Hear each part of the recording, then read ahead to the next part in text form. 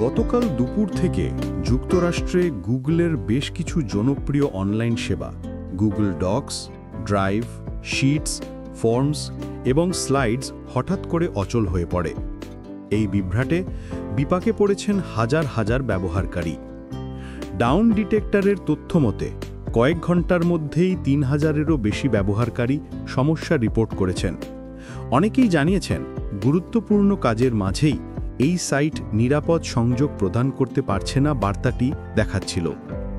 প্রতিবেদন অনুযায়ী যদিও কিছু অফিসে বড় সমস্যা দেখা যায়নি, তবে অনেক ব্যবহারকারী ফাইল খুলতে বা সম্পাদনা করতে গিয়ে ত্রুটির মুখে পড়েছেন।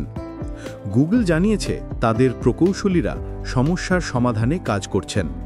এক বিবৃতিতে প্রতিষ্ঠানটি দুঃখ প্রকাশ করে বলেছে, এই বিভ্রাতে ক্ষতিগ্রস্ত ব্যবহারকারীদের জন্য আমরা আন্তরিকভাবে দুঃখিত। আমাদের টিম দ্রুত সেবা স্বাভাবিক করতে কাজ করছে।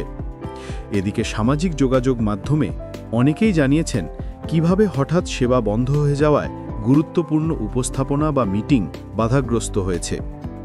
বর্তমান তথ্য অনুযায়ী বেশ কিছু এলাকায় সেবা ধীরে ধীরে স্বাভাবিক হতে শুরু করেছে, তবে সম্পূর্ণভাবে কবে সমস্যার সমাধান হবে তা এখনও জানায়নি গুগল। এমন আরও টেক আপডেট পেতে টেক ওয়ার্ল্ডের সঙ্গে থাকুন।